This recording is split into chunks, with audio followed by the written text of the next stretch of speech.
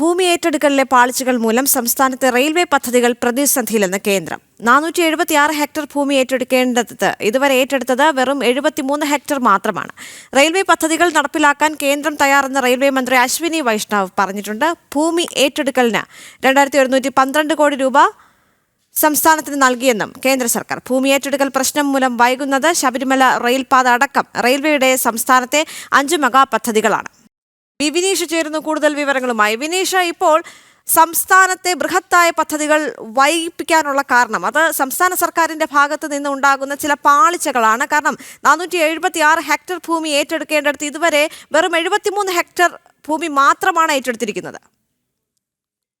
തീർച്ചയായിട്ടും സംസ്ഥാനത്തിൻ്റെ റെയിൽവേ വികസനത്തെ പൂർണ്ണമായും അട്ടിമറിക്കുന്നത് സംസ്ഥാന സർക്കാർ തന്നെയാണെന്നുള്ള കണക്കുകളാണ് ഇപ്പോൾ കേന്ദ്രത്തിൽ നിന്ന് പുറത്തു വരുന്നത്.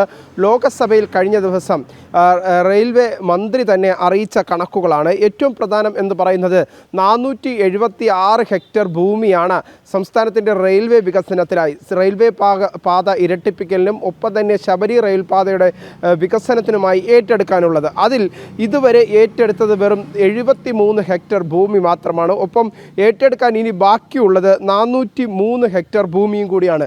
ഏറ്റവും പ്രധാനം എന്ന് നമുക്ക് പറയാൻ സാധിക്കുന്നത് ഈ പദ്ധതികളെ പൂർണ്ണമായും അട്ടിമറിക്കുന്ന സമീപനം സംസ്ഥാന സർക്കാരിൻ്റെ ഭാഗത്തുനിന്നുണ്ടാകുന്നു. കൂടാതെ എടുത്തു പറയേണ്ട മറ്റൊരു കാര്യം, വിവിധ ഘട്ടങ്ങളിലും സംസ്ഥാന സർക്കാർ വ്യക്തമാക്കുന്നത് ഇത്തരത്തിലാണ്. കേന്ദ്ര സർക്കാരിനെ പഴിചാരിക്കൊണ്ടുള്ള നിലപാട് തന്നെയാണ് ഈ വിഷയത്തിൽ.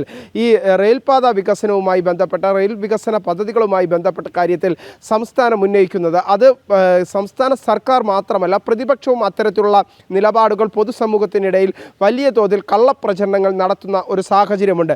നമുക്ക് ഇപ്പോൾ കൃത്യമായ കണക്കുകൾ കേന്ദ്ര സർക്കാർ പുറത്തു നൽകുമ്പോൾ മനസ്സിലാക്കാൻ സാധിക്കുന്നത് 2112 കോടി രൂപ ഇതുവരെ സംസ്ഥാനത്തിന് ഈ ഭൂമി ഏറ്റെടുക്കലിനായി ബന്ധപ്പെട്ട് സംസ്ഥാന സർക്കാരിന് കേന്ദ്രം നൽകിയിട്ടുണ്ട്. പക്ഷേ ഇതുമായി ബന്ധപ്പെട്ടുള്ള ഒരു നടപടിക്രമത്തിലേക്കും സംസ്ഥാന സർക്കാർ ഇതുവരെയും കടന്നിട്ടില്ല എന്നതാണ് പ്രധാനപ്പെട്ട കാര്യം. ഒപ്പം തന്നെ 5 ബൃഹത് പദ്ധതികളാണ് ഈ സംസ്ഥാന സർക്കാരിൻ്റെ അലംഭാവം മൂലം കേരളത്തിന് നഷ്ടമാകാൻ പോകുന്നത്. ഒന്ന്, അങ്കമാലി ശബരിമല റെയിൽപാത. ഒപ്പം തന്നെ അതിൽ ഏറ്റെടുക്കേണ്ട ദൂരം 111 കിലോമീറ്റർ ദൂരമാണ്. ആ 111 കിലോമീറ്റർ ഭൂമി ഏറ്റെടുക്കാനായി 416 ഹെക്ടർ ഭൂമിയാണ് ആവശ്യം. ഈ ഭൂമി ഏറ്റെടുക്കുന്നതിലാണ് സംസ്ഥാന സർക്കാർ വലിയ വീഴ്ച നടത്തിയിട്ടുള്ളത്. ഒപ്പം തന്നെ എറണാകുളം കുമ്പാളം ഡബിൾ പാത ഇരട്ടിപ്പിക്കലുമായി ബന്ധപ്പെട്ടുള്ള വിഷയം, അവിടെ 8 കിലോമീറ്റർ ഭൂമിയാണ് സംസ്ഥാന സർക്കാർ ഏറ്റെടുക്കാനുള്ളത്. അതിൽ 4 ഹെക്ടർ ഭൂമി മാത്രമേ ഏറ്റെടുത്തിട്ടുള്ളൂ എന്നതാണ് മറ്റൊരു കാര്യം.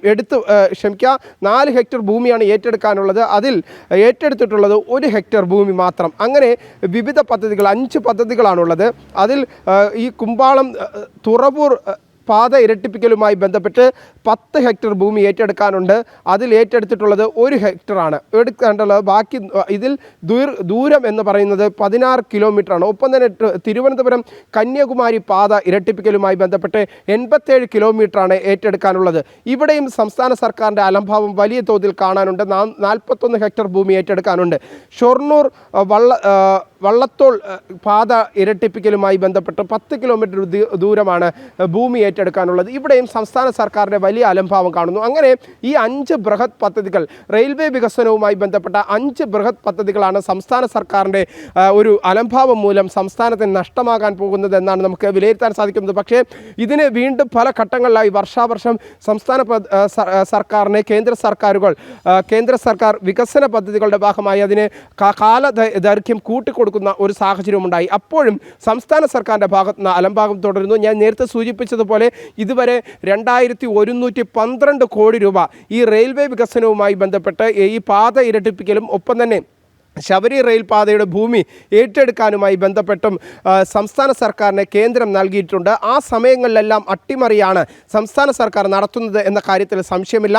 ഈ ഭൂമി ഏറ്റെടുക്കൽ വിഷയത്തിൽ ഒരു പ്രധാനപ്പെട്ട കാര്യമുള്ളത്, സംസ്ഥാന സർക്കാരിൻ്റെയും കേന്ദ്ര സർക്കാരിൻ്റെ വിഹിതം ഉൾപ്പെടുത്തിയാണ് ഈ ഭൂമിയുടെ വില നൽകേണ്ടത്. പക്ഷേ കേന്ദ്രത്തിൻ്റെ പണം നൽകിയിട്ടും സംസ്ഥാനം ഇതുവരെയും ഒരു കൃത്യമായ ഒരു ഇടപെടൽ നടത്തിയാൽ സംസ്ഥാനത്തിൻ്റെ പണം നൽകുന്നില്ല. കേന്ദ്ര സർക്കാർ ഞാൻ നേരത്തെ സൂചിപ്പിച്ചതുപോലെ 112 കോടി രൂപ നൽകിയിട്ടും അലംഭാവം സംസ്ഥാന സർക്കാരിൻ്റെ ഭാഗത്തു നിന്ന് ഉണ്ടാകുന്നു. ഇതിൻ്റെ അടിസ്ഥാനത്തിൽ സംസ്ഥാനത്തിൻ്റെ റെയിൽവേ വികസന പദ്ധതികൾക്കാണ് മങ്ങലേൽക്കുന്നത്.